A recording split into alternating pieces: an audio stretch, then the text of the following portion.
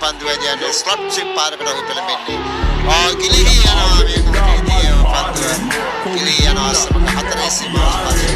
ධනන්ජය ජෙවික මේ මොහොතේදී සදාපි පන්දුවේදී පන්දුවේ දක් කැවීමට එරෙහිව අග කැවෙන පැත්තට නෙවෙයි අනිත් පැත්තට පන්දුව යොමු කිරීමේ පන්දුවකින්. යලිතී එලකුමයක්.